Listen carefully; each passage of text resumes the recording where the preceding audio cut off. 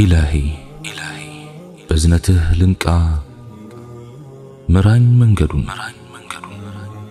انداوك أسجلين ليازو جمل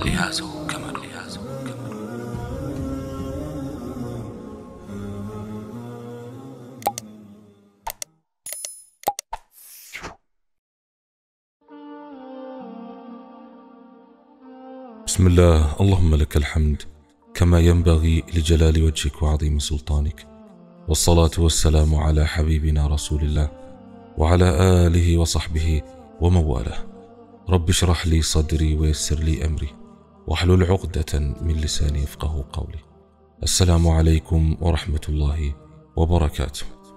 يحيى مداكم اليوم مولو بمولو مدفات ملكتوچنا مገለጫዎች በማህበረሰቡ ውስጥ የተስፋፋና በግልጽ የሴትንም ሆነ ወንድ ልጅ ሐያ ማጣት የሚያመላክቱ በርካታ ድርጊቶች አሉ። የተወሰኑትን ለመጥቀስ ያክል፣ አንደኛ ለንግግር አለመጠንቀቅና መጥፎ ቃላትን መወርወር። የምላስ ጥፋቱ እጅግ ከባድ ነው። ከሰውነት ክፍሎቻችን መካከል ለረጅም ጊዜ መታሰር ያለበትም እሱ ነው። ወንዶችም ሆኑ ሴቶች በምላሳቸው ቁጥብ መሆን ውበትን ይጨምርላቸዋል። ስለሆነም ከመጥፎ ንግግር መጠንቀቅ ይኖርባቸዋል። ሴትን ልጅ ሴትነቷና ሐያዋ ከመጥፎ ቃላት ሊያቅባት ይገባል። ሃይማኖቷ ደግሞ ምላሷን እንድትጠብቅ አዟታል። ወደ መልካም ንግግርም ገፋፍቷታል። የአላህ መልእክተኛ አለይሂ ሰላቱ ወሰላም በአጠቃላይ የአንድ አማኝ ባህሪ ከንግግር አንጻር መሆን ያለበትን ሲገልጹ በአላህና በመጨረሻ ቀን ያመነ መልካም ይናገር አልያም ዝም ይበል ብለዋል። በሌላም ሐዲታቸው የአማኝን ባህሪ ሲገልጹ አማኝ በነገር ሰውን የሚወጋ ተራጋሚ፣ መጥፎ የሚናገር ልቅ አይደለም ብለዋል። በሌላም ሐዲታቸው አላህ ሱብሓነሁ ወተዓላ የሚወደውን ሲናገሩ አላህ መጥፎን ነገርንና መጥፎ ተናጋሪን አይወድም ያሉ ሲሆን በሌላም ሐዲስ ሙስሊምን መስደብ አመፀኝነት፣ እሱን መግደሉ ደግሞ ከሃዲነት ነው ብለዋል። ስድብ፣ መጥፎ ቃል፣ እርግማን፣ ጩኸትና ሌሎችም ተመሳሳይ ነገሮች የአማኝ ባህሪዎች አይደሉም፣ አማኝንም አይመለከቱም። እስቲ ራሳችንን እንፈትሽ። ይህ መጥፎ ባህሪ ካለብንም ለማስወገድ እንጣር። ከነኚህ ሐዲሶች በተጨማሪ ሌሎችም በርካታ ሐዲሶች በዚሁ ዙሪያ የተላለፉ ሲሆን የአላህ መልእክተኛ አለይሂ ሰላቱ ወሰላም ስለ ሴቶች አጽንዖት ሰጥተው የተናገሩበትም ሐዲስ አለ።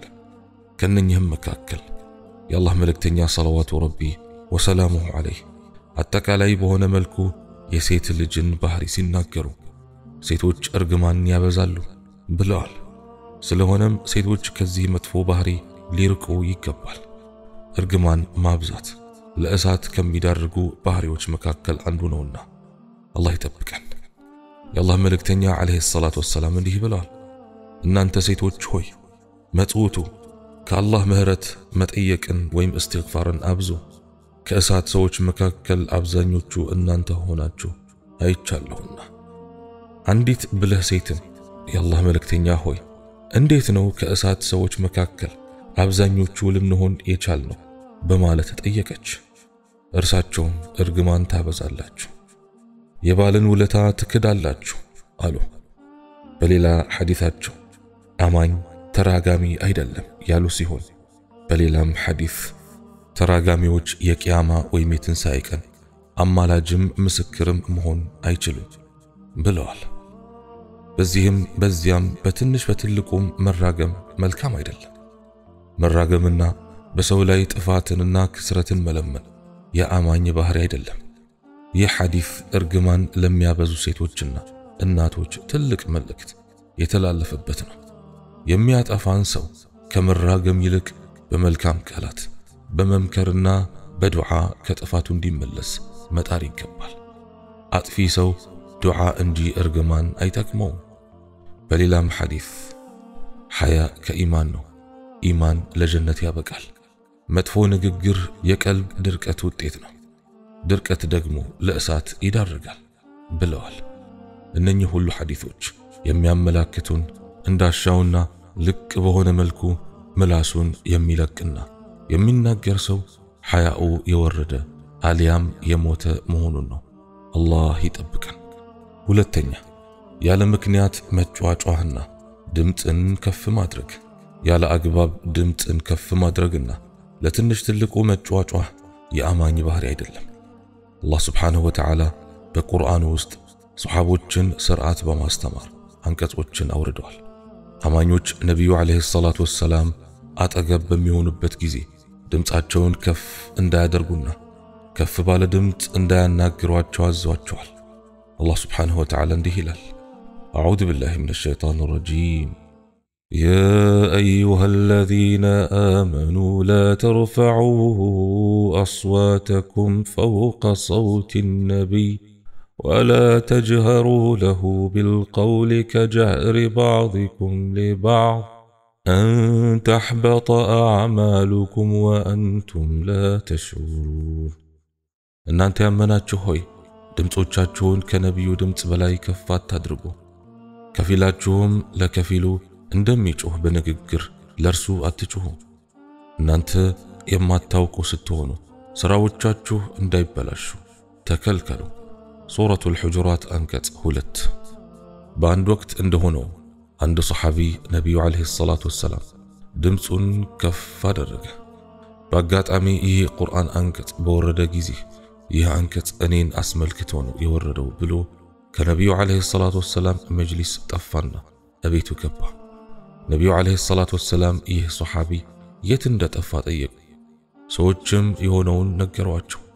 ነብዩም ሰለላሁ ዐለይሂ ወሰለም ዐለይሂ የወረደው አንቀጽ እሱን አስመልክቶ አለመሆኑን እቤቱ ድረስ ሄደው ነገሩት። እንዲያውም እሱ የጀነት መሆኑን አበሰሩት። ያ አላህ!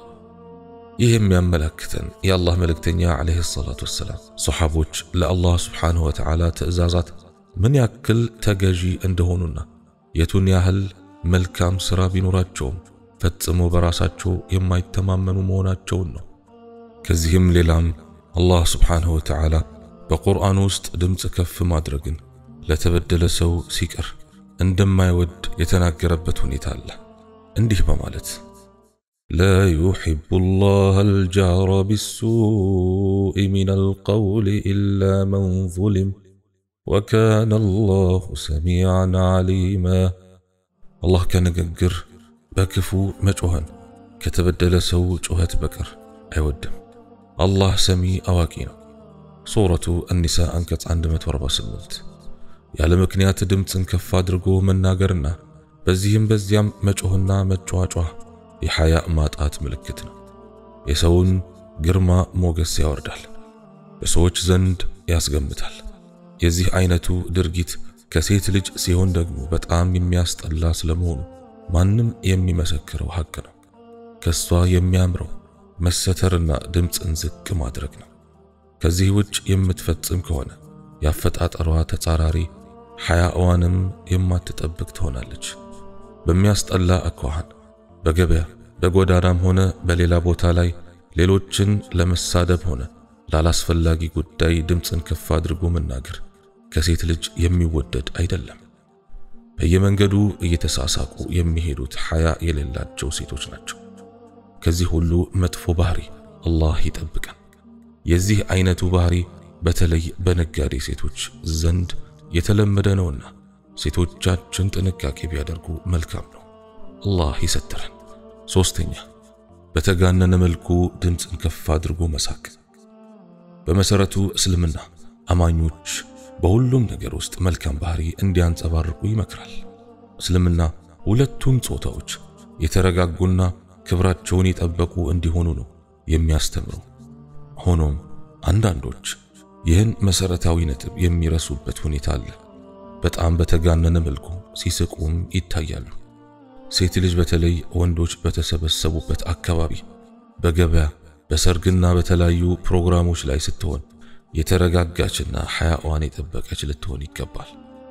ይህን ስንል ከጣሪያ በላይ ድምጽን ከፍ አድርጎ መሳቅ ለወንዶች የተፈቀደ ነው ማለታችን አይደለም። አብነታችን የሆኑት የአላህ መልእክተኛ አለይሂ ሰላቱ ወሰላም ሳቃቸው ፈገግታ ብቻ ነበር። ስለሆነም በሁሉም እንቅስቃሴያችን ውስጥ እርሳቸውን ልንከተል ይገባል። የበዛ ሳቅ ቀልብን ያደርጋል፣ ሐያ ያሳጣል።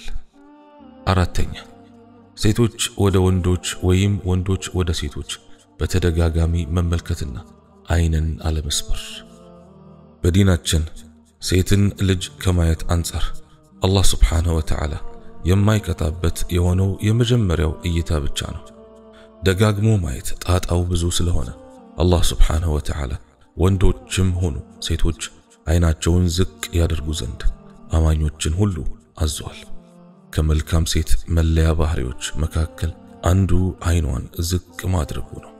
አላህ Subhanahu Wa Ta'ala እንዲህ ይላል: وقل للمؤمنات يغضضن من أبصارهن ويحفظن فروجهن ولا يبدين زينتهن إلا ما ظهر منها وليضربن بخمرهن على جيوبهن ولا يبدين زينتهن إلا لبعولتهن أو آباء بعولتهن أو أبنائهن أو أبناء بعولتهن أو إخوانهن أو بني إخوانهن أو بني أخواتهن أو نسائهن أو ما ملكت أيمانهن أو التابعين غير أولي الإربة من الرجال أو الطفل الذين لم يظهروا على عورات النساء ولا يضربن بأرجلهن ليعلم ما يخفين من زينتهن وتوبوا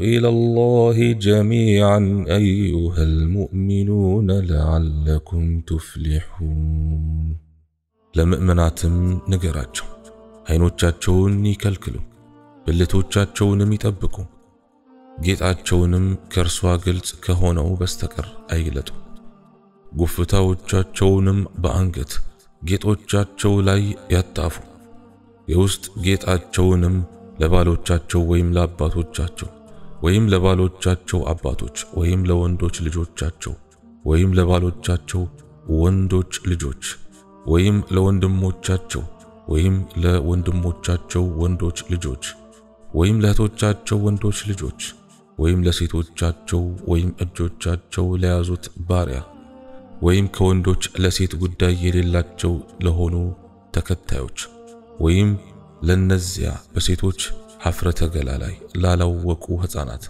ካልሆነ በስተቀር አይግለጹ። ከጌጣቸውም የሚሸፍኑት ይታወቅ ዘንድ በእግሮቻቸው አይምቱ። ምእመናኖች ሆይ ትድኑ ዘንድ ሁላችሁም ወደ አላህ በመመለስ ተጸጸቱ። ሱረቱ ኑር አንቀጽ 31። ስለሆነም ሴት ልጅ ለጉዳይ ካልሆነ በስተቀር አይኖቿን ከወንድ ልጅ ዝቅ ማድረግ ይኖርባታል። አስፈላጊ ከሆነ ደግሞ ያኔ በጉዳይዋ ልክ ብቻ ማየት ይፈቀድላታል። ወንዶችም እንዲሁ። በሌላ በኩል ማየት ሲባል በመንገድ ላይ አሊያም በሌላ ጉዳይ የሚያገኟቸውን ወንዶች ወይም ሴቶች ብቻ እንዳልሆኑ ሊታወቅ ይገባል። ዑለሞች አይንን ከባዕድ ወንድ ወይም ሴት ዝቅ ማድረግ ሲባል በቴሌቪዥን፣ በጋዜጣ፣ በመጽሔትም እንዲሁም በተለያዩ ሚዲያዎች የሚታዩትን ሁሉ ያጠቃልላል ብለዋል። ይህ ለሁለቱም ጾታዎች የሚሰራ ህግ ነው። ምክንያቱም አላህ Subhanahu Wa Ta'ala በቁርአኑ ውስጥ ለሁለቱም አይናችሁን ዝቅ አድርጉ ብለዋልና። ሆኖም ግን ዛሬ አብዛኞቹ ሴቶቻችንንም ሆኑ ወንዶቻችን የተለያዩ ፊልሞችንና ሙሰልሰሎችን በመከታተል ሌላው ቀርቶ ያገቡት ባለቤታቸው ጭምር ባለበት ሁኔታ ላይ አርቲስት እገሌ ያምራል፣ ታምራለች፣ እገሌ ደግሞ አያምርም፣ አታምርም፣ እገሌ እወደዋለሁ፣ እገሊት እወዳታለሁ ብለው ያለ እፍረት የሚከራከሩበትን ሁኔታ እያየን ነው። ወላሂ ይህ በርግጥም የለየለት ሐያ ማጣት ነው። የአላህን Subhanahu Wa Ta'ala ትእዛዝም ከልብ አለማዳመጥ ነው።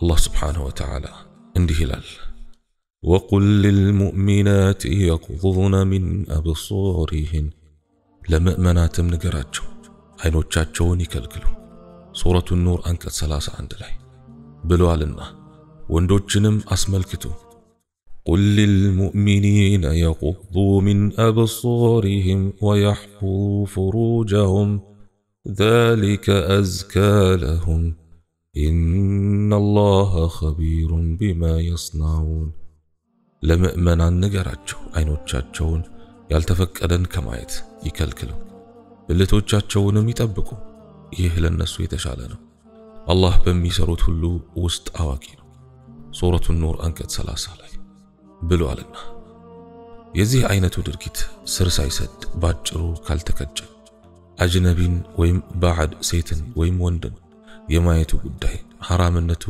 የሚረሳበት ጊዜ ሁሉ ሩቅ ላይሆን ይችላል አላህ ይጠብቀን አምስተኛ ከባል ወይም ከሚስት ጋር ያሳለፉትን ሁኔታ ለሌላ ሰው ማውራት በባልና ሚስት መካከል በብቸኝነት ስለሚደረገው ግንኙነት ማናቸውም ወገን አሳልፈው ለሶስተኛ ወገን እንዳያወሩ እስልምናችን ይከለክላል ነብያችን አለይሂ ሰላቱ ወሰለም ሴት ልጅ ለባሏ አንዲት ሴት ልክ እንደሚያያት አድርጎ መሳልና መግለጽ እንደሌለባት ከልክለዋል ይህ ሁሉና ሌላም ተመሳሳይ ድርጊት ከሐያ ማጣት የሚመደብ ነው በአጠቃላይ ዲናችን ወንዶችም ሆኑ ሴቶች ግብረ ገብ ጨዋና ማህበራዊ ኑሮአቸው ሰላማዊ እንዲሆን ነው ከዚህ አይነቱና ሌላም ተገቢ ያልሆነ ድርጊት የሚከለክላቸው ስድስተኛ ያላንዳች ጉዳይ ከቤት መውጣትና በየጎዳናው መታየት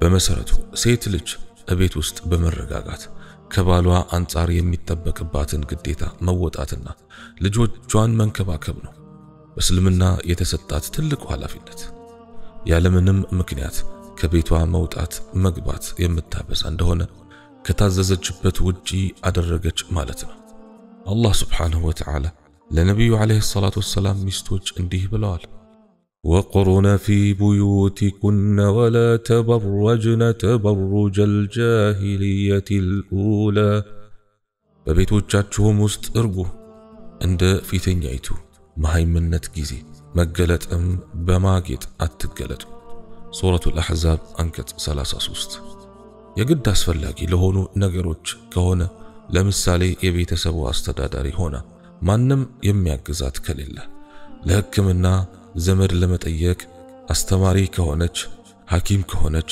እንዲሁም ለዚያራና ለሌላም አስፈላጊ ጉዳዮች መውጣት ትችላለች ሆኖም ግን ያላስፈላጊ ጉዳይ በተለይ በዛሬው ጊዜ በመናየው መልኩ ሙስሊሟ ሴት ብቻዋን ተገቢ ባልሆኑ ቦታዎች በየመዝናኛ ቦታዎች መናፈሻዎችና ሌሎችም ቦታዎች ላይ ከወንዶች ጋር መቀላቀልን እስልምና አይፈቅደው በተለይ ባለቤቷ አሊያም ሌላ ዘመድ በሌለበት ሁኔታ መውጣት መግባት ማብዛት ከሐያ ማጣት የመነጨና አላህን ያለ መፍራት ምልክት ነው ይህ ሁሉ የእስልምና መመሪያ የተላለፈው አማኞችን ከበርካታ ፈተናዎችን በመጠበቅ ጤነኛና ሰላማዊ የሆነ ማህበረሰብ ለመፍጠር ነው በመሰረቱ ከቤት ወጥቶ በሥራ መድከም መልፋትና ቤተሰቡን የማስተዳደር ኃላፊነት እስልምና በወንድ ልጅ ላይ ነው የጣለው የቤት ውስጥ ስራዎችንና ልጅ መንከባከብን ደግሞ ከሷ የአፈጣጠር ባህሪ ጋር የሚሄድ ነውና ለሴት ልጅ ነው ያደረገው ሴት ልጅ በየአደባባዩ ወጣ ከወንዶች ጋር መጋፋቷና በየቦታው መታየቷ ጉዳቱ የሚያገኘው መጀመሪያ ላይ እሷኑ ሲሆን ይሄው ጉዳት ኋላ ላይ በሷ ላይ በሚደርሰው ፈተና ለቤተሰቧም ሆነ ለማህበረሰቡ ሊተርፍ ይችላል አላስፈላጊ የሆነ የወንድ ሴት ቅልቅል እጅግ ትክክለኛ የእስልምና አስተምህሮ የሆነ ያክል ዛሬ ላይ ተለምዶ እናያለን የዚህ ውጤቱ ጥሩ ሊሆን እንደማይችል ሁሉም የሚያውቀው ጉዳይ ነው ሐራም ነገር ሐራምነቱ ከተዘነጋ ሐራምና ሐላል ነገሮች ተቀላቅለው መለየቱ የሚከብድበት ሁኔታ ይፈጠራል ይህን ሁሉ አውቃ በተለይ ሙስሊሟ ሴት ክብሯን ልትጠብቅና ሐያእና ሞገሷን እንደጋሻዋ ልትጠቀምበት ይገባል አንዳንድ ጊዜ አንዳንድ ሴቶች በወንዶች ሱቅ ውስጥ ቆመው ለፊታቸው ሜካፖችን የሚሞክሩበትን ሁኔታና እየቀያየሩም የትኛው እንደሚስማማቸው ከወንዶች ሲጠይቁ እናያለን። አንዳንዶች ደግሞ እዚያው ቆመው ሽቶ እየተቀቡ ወንዱን ወደ ደረታቸው አስጠግተው አሽትተው ስለ ጥሩነቱ የሚጠይቁበትም ሁኔታ እናስተውላለን። ወላሂ ቀጥሎ የሚመጣውን የቃላት መለዋወጥና የንግግር መስመር መልቀቅ ስናይ ደግሞ ሁኔታው የበለጠ አሳፋሪ ሆኖ እናገኘዋለን። ይህ ሁሉ የሐያ ማጣት ምልክት ነው። ዛሬ ብዙ ሴቶች ረጅም ሰዓታትን በየሱፐርማርኬቱ በሌሎች የገበያ ቦታዎችና አደባባዮች ሲያጠፉ እናያለን። የዚህ አይነቱ ባህሪም ለወንዶች ትንኮሳና ማጨናነቅ ሲያጋለጣቸው ይታያል። እነኚህ ወጣቶች መንገድ ላይ ተቀምጠው በየአደባባዩ ሴቶችን ሲተናኮሱና ሲለክፉ የጥፋተኝነት ስሜት የሚሰማቸው አይመስሉም። የዚህ አይነቱ ድርጊት ሐያ ማጣት ከመሆኑም በላይ ሙስሊሞችን ማስቸገርም ጭምር ነው። አላህ ሱብሓነሁ ወተዓላ ከዚህ አይነቱ ድርጊት እንድንታቀብ እንዲህ በማለት በከፍተኛ ሁኔታ አስጠንቅቆናል። ወለዚነ ዩእዙነ አልሙእሚኒነ ወልሙእሚናት ቢገይሪ መክተሰቡ ፈቀድ እሕተመሉ ቡህታነን ወኢስመን ሙቢና። እነዚያም ምእመናንና ምእመናትን ባልሰሩት ነገር በመዝለፍ የሚያሰቃዩ እብለትንና ግልጽ ኃጢአትን በርግጥ ተሸከሙ። ሱረቱል አሕዛብ አንቀጽ 58። ነቢዩ ዓለይሂ ሰላቱ ወሰላም በበኩላቸው በአንድ ወቅት ሶሐቦቻቸውን ሲመክሩ በመንገድ ላይ ከመቀመጥ ተጠንቀቁ አደራ አሏቸው። ሶሐቦች በመንገድ ላይ መቀመጣችን ግድ ነው፣ ተቀምጠን እናወጋለን አሉ። ነቢዩም ዓለይሂ ሰላቱ ወሰላም መቀመጥ አለብን ብላችሁ እምቢህ ካላችሁ እንግዲያውስ ለመንገድ መብቱን ጠብቁለት አሏቸው። የመንገድ መብት ምንድነው አሏቸው? አይንን መስበር፣ ሰላምታን መመለስ፣ ሰውን አለማስቸገር አሏቸው። ስለሆነም በመንገድ ላይ በመቀመጥ አላፊ አግዳሚውን ወጪ ገቢውን የምናስቸግርና የምንተነኩስ ያልተፈቀደልንንም የምናይና ስም የምናወጣ ወጣቶች ከዚህ አድራጎታችን ልንቆጠብና አላህን ልንፈራ ይገባል። ሰባተኛ ተገቢ ባልሆነ መልኩ ለረጅም ጊዜ መከራከርና መዳረቅ። በመሰረቱ አማኝ ሙስሊም በባህሪው ለስላሳና ገር ነው። ደረቅ መሆንና ድርቅናነት የሙስሊም ባህሪ አይደለም። ብዙ የሚከራከርና የሚሞግት ሰው አላህ ሱብሓነሁ ወተዓላ ዘንድ የተጠላ ነው። ነቢዩ ዓለይሂ ሰላቱ ወሰላም ሲገዛም ሆነ ሲሸጥ ገርና ይቅር ባይ የሆነን ሰው አላህ ይዘንለት ብለዋል። ሙስሊም ሴቶችም ሆኑ ወንዶች በሚሸጡበትና በሚገዙበት ወቅት በሁኔታቸው እርጋታና ትህትና ሊንጸባረቅባቸው ይገባል። ሰዎችንም በምላሳቸው ሳይሆን በባህሪያቸው መማረክ ይኖርባቸዋል። ለሴት ልጅ ሐያ የሚያምርባትና ሞገሷን የሚያጎላ ባህሪ ነው። አንድን ነገር በምትገበያይበት ወቅት ካላስፈላጊ ሰጣ ገባና መከራከር ልትርቅ ያስፈልጋል። በገበያ ቦታ ላይም ሆነ በሌላ መልኩ ለረጅም ጊዜ መከራከርና ሰጣ ገባ ውስጥ መግባት ከሐያ ማጣት የመነጨ ነው። ስምንተኛ አላስፈላጊ የሆነ መቀላቀል። የሴት ልጅንም የወንድን ሐያ ከሚያበላሹ ነገሮች መካከል አንዱና ዋነኛው የወንዶችና ሴቶች አላስፈላጊ በሆነ መልኩ መቀላቀል ነው። እስልምና ባዕድ የሆኑ የወንድና የሴት ግንኙነቶችን በሩቁ ነው ያደረገው። አይደለም ተቀራርቦ ለመሳሳቅና ለመጫወት ደግሞና ደጋግሞ ማየትንም አጥብቆ ከልክሏል። ከቅልቅል መታቀብ የሐያ ምልክት ሲሆን ለቅልቅል ግድ የለሽ መሆን ደግሞ የኢማን መንዳከምና የሐያ ማጣት ምልክት ነው። ዘጠነኛ መጥፎ አለባበስ። እስልምና አለባበስን ጨምሮ ለአማኞቹ በርካታ ስነ ስርዓቶችን አስተምሯል። ረጋ ያለና መልካም የሆነ አለባበስን ያበረታታል። ለመታወቅና ለሌላም ነገር የሚለበሱ ወጣ ያሉ አለባበሶችን ደግሞ ይጠላል። አማኝ ወንዶች ባለባበሳቸው የሌላን እምነት ተከታዮች መምሰል የለባቸው። ልብሳቸው ቅጥ ያጣ በመጥፎና በሐራም ስራዎች የሚታወቁ ሰዎች አለባበስ መሆን የለበትም። ከዚህም ሌላ ወንዶች ባለባበስ ሴቶችን፣ ሴቶች ደግሞ ወንዶችን መምሰል የለባቸው። ሃይማኖታችን ሴት ልጅ እንዴት መልበስ እንዳለባት ደንግጓል። ይህ ድንጋጌ ሁሉም ሰው የሚያውቀው የሆነ የተፈለገበት ታላቅ ዓላማና ግብ አለው። ሆኖም ግን ዛሬ ሒጃብ ዓላማውን ስቶ ሁሉም ባሻው መልኩ ሲለብሰው እያየን ነው። ይህም ሲባል ሒጃብ በስም ብቻ እየቀረ ነው ያለው ማለት እንችላለን። በፋሽን ስም የጠበቡ የተቆረጡ የሰውነትን ቅርጽ በግልጽ የሚያሳዩ መላቀጥ የሌላቸው ሒጃቦች በአደባባይ ጭምር ሲለበሱ እየተመለከትን ነው። ይህ ሁሉ ሒጃብ የተደነገገለትን ዓላማ የሚጻረር ነው። የሴት ልጅንም ሐያ በእጅጉ የሚያዋርድ ከመሆኑም በላይ ባዕድ የሆኑ ወንዶችንም ለፈተና ያጋልጣል። አላህ ይጠብቃል። በሴቶች ዘንድም ሆነ በቅርብ ቤተሰብ ዘንድ እጅግ ጠባብ የሆነና የሰውነት ቅርጽን የሚያሳይ ልብስ መልበስ ተገቢ አይደለም ብለዋል ሙስሊም ዑለሞች። ሼኽ ሳሊሕ አልፈውዛን የአራት ልጆች እናት ሆና ልጆቿ ፊት አጫጭር ልብሶችን ስለምትለብስ እናት ድንጋጌ በተጠየቁ ጊዜ ሴት ልጅ ይህን ማድረግ እንደሌለባት ገልጸው አጭር ልብስ መልበስ የምትችለው ባሏ ዘንድ ብቻ ነው ብለዋል። በተለምዶ ከተለመደው እጅና ፊት ውጭ ሰውነቷን ማሳየት የለባትም።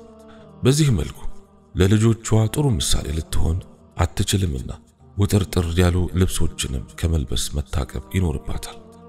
ወንዶችም ቢሆኑ ምንም እንኳን የተፈቀዱ ቢሆኑ ሙስሊሙ ከማይታወቅባቸው ከሆኑና በመጥፎነታቸው የሚታወቁ ልብሶችን ቢርቁ ይመረጣል። ይህም ሲባል የሌሎች ሃይማኖት ተከታይ የሆኑ ሰዎች፣ ዘፋኞችን፣ ጋጠወጥ አርቲስቶች የሚታወቁባቸውንና የመሳሰሉትን መራቅ ይገባቸዋል። 10ኛ በሰርግና በሌሎች ፕሮግራሞች ላይ ተገቢ ያልሆነ ልብስ መልበስ። በተለይ ሙስሊም ሴቶች ባለባበስ ላይ ከማይጠነቀቁባቸው ቦታዎች መካከል በሰርግ ወቅት የሚለብሷቸው ልብሶች እስልምና በሚያዘው መልኩ ያለመሆኑ ነው። ብዙዎች በእነኚህ ቦታዎች ላይ የትኛውንም አለባበስ የተፈቀደ በሚመስል መልኩ እንዳሻቸው ሲለብሱና ሲኳኳሉ ይታያሉ። ወላሂ ማህበረሰቡም ቢሆን የዚህ አይነቱን ድርጊት ሲቃወምና ሲያወግዝ አይታይም፣ ጥቂቶች ሲያሾፉና ሲያሙ ከማየት በስተቀር። የሙስሊሟ ሴት አለባበስ ሁሌም ተመሳሳይ ነው። በተለይ ከቤቷ ወደ ውጭ ስትወጣ አለባበሷ ሌሎችንም ሆነ ራሷን በሚፈትን መልኩ መሆን የለበትም። አንዳንድ ሴቶች ደግሞ ሰውነታቸው በተገላለጠ መልኩ እናቶቻቸው፣ እህቶቻቸው፣ ወንድሞቻቸውና ጓደኞቻቸው ፊት ለፊት ሲሄዱ ይታያሉ። ይህን የሚያደርጉት ባዕድ ወይም አጅነቢ ሰው ከሌለ ችግር የለውም በሚል ነው። ይህ ሁሉ ትክክል አይደለም። ሴት ልጅ በቅርብ ዘመዶች ፊትም ሆነ በባዕድ ሰዎች ፊት ሐያ ማድረግ ይኖርባታል።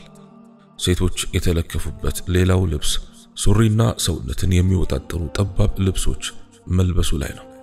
የዚህ አይነቱ አለባበስ ሃይማኖታዊ ድጋፍ የሌለው ከመሆኑም በላይ የደም ዝውውርን በመቀነስ በጤና ላይም ችግር እንደሚያስከትል የዘርፉ ባለሙያዎች ይናገራሉ። ሙስሊሟ ሴት የግድ የዚህ አይነቱ ልብስ መልበስ ከፈለገች ሰፊ ቅርጽና ሰውነትን የማያሳይ መሆን አለበት። ነቢዩ አለይሂ ሰላቱ ወሰላም እንዲህ ይላሉ፣ ሁለት አይነት ሰዎች የእሳት ናቸው። ከዚህ ቀደም የነርሱ አይነት ፈጽሞ አላየሁም። የከብት ጭራ አይነት አለንጋ ያላቸውና በሱ ሰዎችን የሚገርፉ እና የለበሱ ግን እርቃን የሆኑ የሚወለጋገዱ ራሳቸው እንደ ገመል ሻኛ የተቆለለና የተዘነበለ ጀነትን አይገቡም፣ ሽታዋንም አያገኙም። ሽታዋ በዚህና በዚህ ያክል ርቀት የሚያውድ ሲሆን ሙስሊም ዘግበውታል። የለበሱ እርቃን የሆኑ ሴቶች ማለት መሸፈን የሚገባቸውን የሰውነት ክፍሎቻቸውን መሸፈን ያልቻሉና አጫጭር ልብሶች የሚለብሱ ማለት ነው። ወይም ደግሞ ጠባብና የሰውነት ቅርጽ የሚያሳዩ ፈታኝ የሆኑ ልብሶች ማለት ሊሆን ይችላል። ሁለቱም ተለብሷል ግን አልተለበሱም የሚባሉ አይነት ናቸውና ስለዚህ ሴት ልጅ አላህን ሱብሓነሁ ወተዓላ ከሚያስቆጣ ከዚህ አይነቱ አለባበስ ልትርቅ ይገባል። ሴቶች ዘንድም እና የቅርብ ዘመዶቿ ባሉበት ቢሆን በተለምዶ እንድትሸፈን የታዘዘችበትን የሰውነት ክፍሏን መሸፈን አለባት።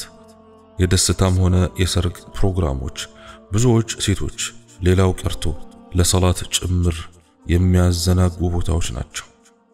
መልካምና ጥሩ ሴቶች የሚባሉት ሳይቀሩ በዚህ ጉዳይ ተፈትነው ይታያሉ።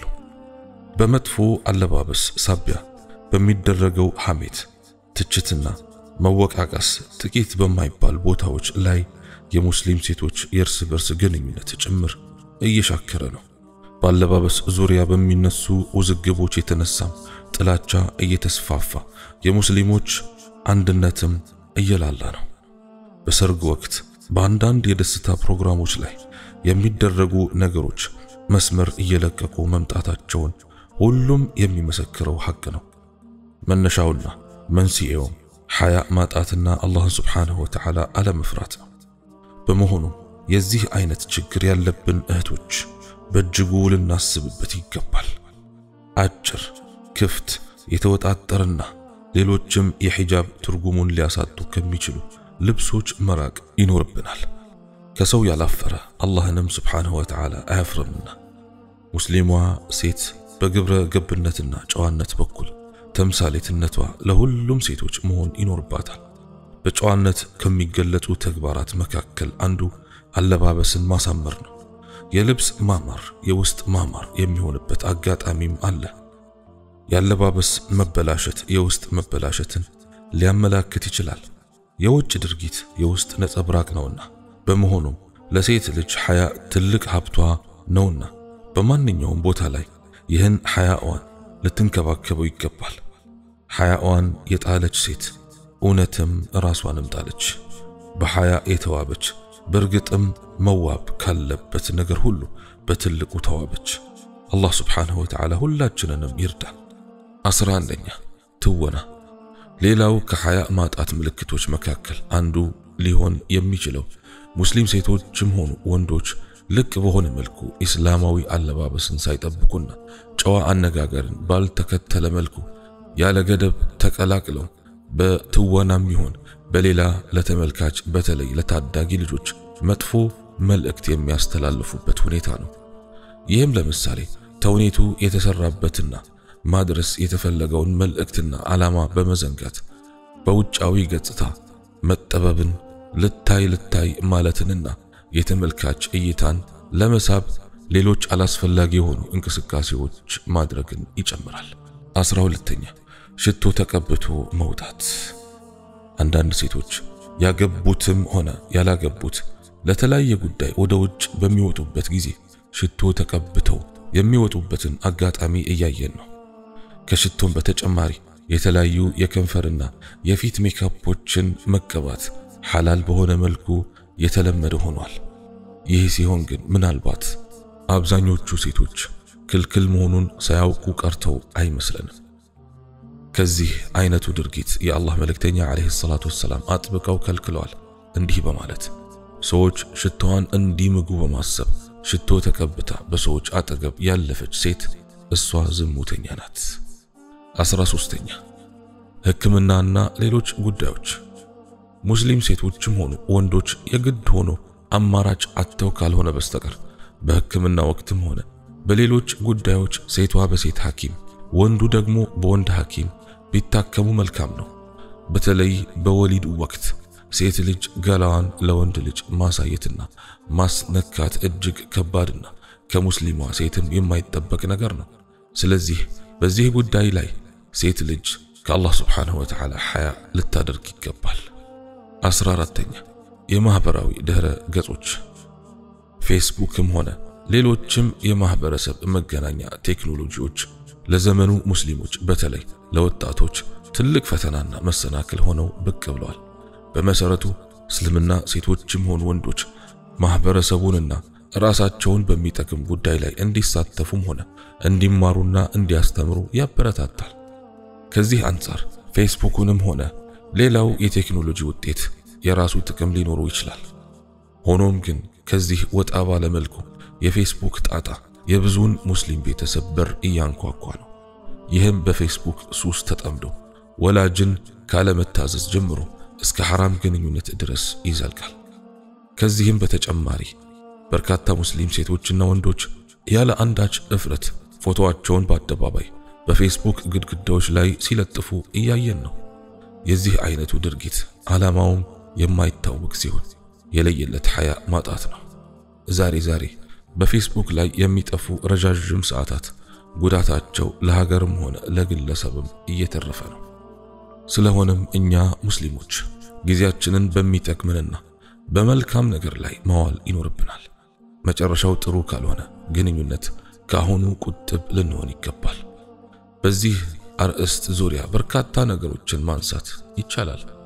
እንደ አጠቃላይ መታወቅ ያለበት በዲናችን ጠንካራ የሆኑ ሙስሊም ወንዶችም ሆኑ ሴቶች ባለባበስ፣ በአካሄድ፣ በአነጋገር፣ ከባሏ ጋር ባላት ግንኙነት፣ በማህበራዊ ኑሮና በሌላውም ውስጥ የረጉ የተረጋጉና ሞገስ ያላቸው ሲሆኑ ራሳቸውንም አስከብረው ሃይማኖታቸውንም የሚያስከብሩ ናቸው። ሰዎች ሐያ ያላቸውን ሴቶች ጨዋ የረጋች እያሉ የሚያደንቁበት ዋናው ምክንያት ይህ ባህሪ በተፈጥሮ የሷ ነውና ስትለብሰው በእጅጉ ከሷ ስለሚያምር ነው። በሌላ በኩል ደግሞ አንዳንዶችን ባለጌ፣ ቀልቃላ፣ ጋጠወጥ እያሉ የሚያወግዙበት ምክንያት ያልተፈጠረችበትን ባህሪ ተላብሳ በመዳፈሯ ነው። እስልምናችን ሙስሊሞች ውጤታማና ስኬታማ መንገድ የትኛው እንደሆነ በግልጽ አስተምሯል። ስለሆነም አማኞች ሁሉ ሃይማኖታቸውን ጠንቅቀው በማወቅ አላህን ከሚያስቆጣና በማህበረሰቡም ዘንድ ከሚያስወግዝ ነገር መራቅ ይኖርባቸዋል። አላህ Subhanahu Wa Ta'ala እኔ በተናገርኩት እናንተም በሰማችሁት የምንጠቀም ያድርገን። سبحانك اللهم وبحمدك أشهد أن لا إله إلا أنت أستغفرك وأتوب إليك وآخر دعوانا أن الحمد لله رب العالمين والسلام عليكم ورحمة الله وبركاته.